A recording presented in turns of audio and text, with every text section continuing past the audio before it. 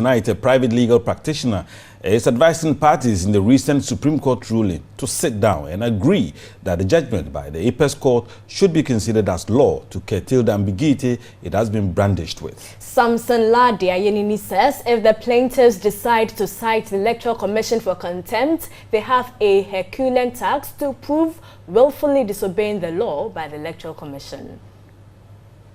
It's close to 3 weeks after the Supreme Court ruled in the case between Abu Ramadan Evans Nimako against the Electoral Commission on how the voters' register should be cleaned.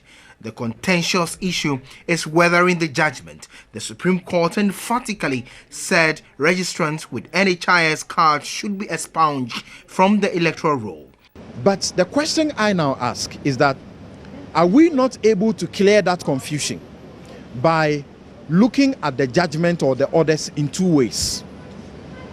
I suggest that it may be important for the two parties to judge and agree that to be able to make sufficient sense of the judgment, they need to revisit the 2014 judgment. In the 2014 judgment, the EC's argument sought to suggest that they can always use the challenge and complaint process to clean the register. What did the court say? The court, in the words of the Chief Justice, she said, in fact, relying on that sort of suggestion is to dignify mediocrity, okay?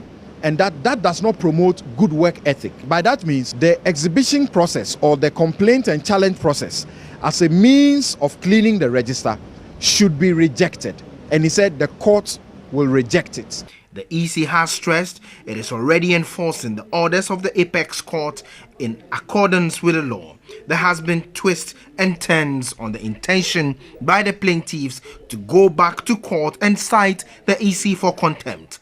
But what could be the implications of the turf war between the parties involved in the suit?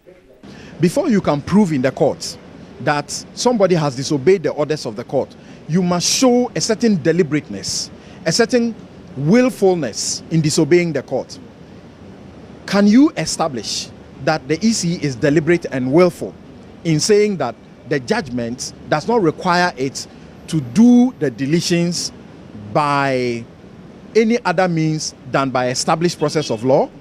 I think it would be a difficult, thing for them to be able to do.